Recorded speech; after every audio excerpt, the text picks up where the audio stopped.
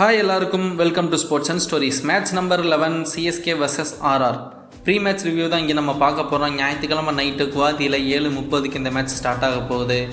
ஆர்ஆரை பொறுத்த வரைக்கும் பார்த்தோம் அப்படின்னா 2 மேட்ச் விளையாண்டு 2 மேட்ச்சுமே தோற்றுருக்காங்க. சிஎஸ்கேவை பொறுத்த வரைக்கும் 2 மேட்ச் விளையாடி 1 வின் பண்ணியிருக்காங்க, 1 தோற்றுருக்காங்க.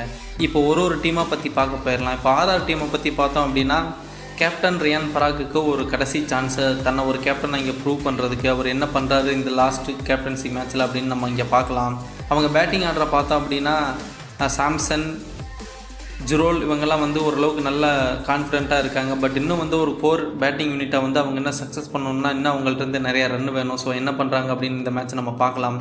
பவுலிங் யூனிட்டை வச்சு பார்த்தோம் அப்படின்னா தீக்ஷனா மட்டும்தான் பவர் பிளேயில் ஸ்டார்ட் பண்ணுறாரு. மற்ற அவரோட பவர் பிளே பார்ட்னர் யார் அப்படின்றது இன்னும் டிஃபைன் ஆகாமல் இருக்குது. ஜோஃப்ரா ஒரு மேட்ச் ஆரம்பித்தார், அதுக்கப்புறம் ஃபரூக்கி ஒரு மேட்ச் போட்டார்.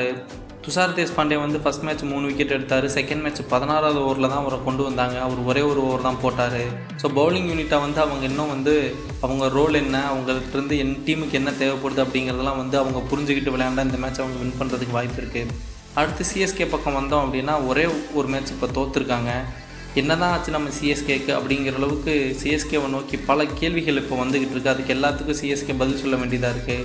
அதில் என்னென்னு பார்த்தோம் அப்படின்னா நம்ம டீம் செலெக்ஷனாக இருக்கட்டும், ஒரு பேட்டிங் ஆர்டராக இருக்கட்டும், இல்லை ஒரு பேட்டிங் அப்ரோச்சாக இருக்கட்டும், அதுதான் இப்போது செகண்ட் மேட்ச்சில் அவங்களுக்கு வந்திருக்கக்கூடிய மிகப்பெரிய ஒரு கொஸ்டினே. செகண்ட் இன்னிங்ஸில் ஒரு சேசிங் பண்ணுறோம் அப்படின்ற மாதிரியான ஒரு மென்டாலிட்டியில் அவங்க ஆடின மாதிரியே தெரில. ஏதோ ஃபஸ்ட் இன்னிங்ஸில் ஆடின மாதிரி தான் அவங்க ஆடினாங்க.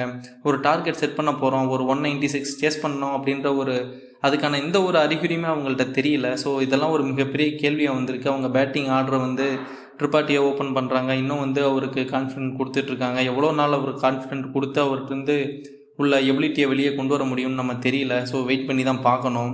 அடுத்து இந்த பிச் வியூவை பற்றி பார்த்தோம் அப்படின்னா இது குவாத்தி பிச் இனிஷியலாக கொஞ்சம் ஸ்லோவாக இருக்கும், அதுக்கப்புறம் போக போக கொஞ்சம் பேட்டிங்க்கு ஹெல்ப் பண்ணும் அப்படின்ற மாதிரி சொல்கிறாங்க. ஸோ நம்ம வெயிட் பண்ணி தான் பார்க்கணும் எப்படி ஹெல்ப் பண்ண போகுது, ஃபாஸ்ட்டாக ஸ்பின்னா அப்படின்றதெல்லாம் நம்ம வெயிட் பண்ணி பார்க்கணும். ஸோ இப்போ நம்ம டாஸ் எடுத்துக்கிட்டோம் அப்படின்னா டாஸ் வின் பண்ணுற டீம் கண்டிப்பாக ரன் சேஸ் தான் செலக்ட் பண்ணுவாங்க அப்படின்னு நான் நினைக்கிறேன். ஸோ ஃபஸ்ட் இன்னிங்ஸில் ஒரு 180 to 200 அடிச்சிங்க அப்படின்னா இந்த மேட்ச் பவுலர் வச்சு கொஞ்சம் கண்டெயின் பண்ணி ஒரு டஃப் கொடுக்க முடியும் அப்படின்னு நான் நினைக்கிறேன்.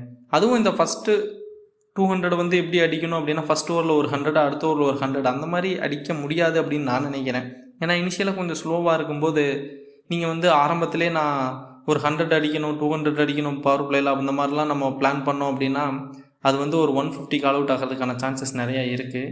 ஸோ பவர் பிளேயில் 40 ரன்னு விக்கெட் இல்லை, பரவாயில்ல. 10 ஓவருக்கு 70 ரன்னு ஒரு விக்கெட்டு, பரவாயில்ல. அடுத்த 10 ஓவர் வச்சு அடித்தோம் அப்படின்னா கண்டிப்பாக ஒரு 100, 130 வரைக்கும் அடித்து ஒரு 180, 190 வரைக்கும் கொண்டு போக முடியும். ஸோ அதுதான் நம்ம இங்கே பேட்டிங் ஒரு அப்ரோச் ஆகிருக்கும். ஸோ சுச்சுவேஷனுக்கு தகுந்த மாதிரி தான் இங்கே ஆடணும். லாஸ்ட் 5 ஓவரில் கண்டிப்பாக ஒரு 2 20 ஓவர் ரன்ஸ் வந்துச்சுன்னா ஃபஸ்ட்டு பேட்டிங் ஆடுற டீமுக்கு ரொம்ப ஹெல்ப்பாக இருக்கும். ஸோ இப்போ சிஎஸ்கேவை பொறுத்த வரைக்கும் பார்த்தோம் அப்படின்னா தோனி கடைசி 2 ஓவரில் ஒரு ஹிட்டிங் எபிலிட்டி காமிக்கிறாரு. அந்த ஹிட்டிங் எபிலிட்டியை ஒரு லாஸ்ட் 5 ஓவர்லேருந்து அவரால் காமிக்க முடிஞ்சிச்சு அப்படின்னா அது டீமுக்கு பயங்கர ஸ்ட்ரென்த்தாக இருக்கும் அப்படின்னு நான் நினைக்கிறேன். ஸோ டீம் சேஞ்ச் வச்சு நம்ம யோசிச்சு பார்த்தோம் அப்படின்னா சாம்கன் பொதுவாக கான்வே வரணும் அப்படின்னு சொல்லி நம்ம சொல்லிக்கிட்டு இருக்கோம். பட் எல்லோரும் அதை தான் பேசுகிறோம். பட் ஆனால் அவங்க திருப்பாத்தியை வச்சு தான் ஓப்பன் பண்ணுறாங்க. இல்லை நாங்கள் திருப்பாத்தியை வச்சு தான் ஓப்பன் பண்ணுவோம் அப்படின்னா சாம்கானுக்கு பொதுவாக ஒரு ஜைமி ஓவர்டன் கூட ஒரு பிக்காக இருக்கார். பவர் பிளேயில் கலீல் அகமது கூட பவுலிங் போகிறதுக்கு அவரும் ஒரு பெஸ்ட் ஆப்ஷனாக இருப்பார். ஸோ என்ன பண்ணுறாங்க, எப்படி அப்ரோச் பண்ணுறாங்க, யார் வின் பண்ண போகிறா அப்படின்னு நீங்கள் நினைக்கிறீங்க அப்படின்றதெல்லாம் கமெண்ட் செக்ஷனில் சொல்லுங்கள். மேட்ச் முடிஞ்சதுக்கப்புறம் மறுபடியும் ஜாயின் பண்ணி பேசுவோம். Tata, bye by.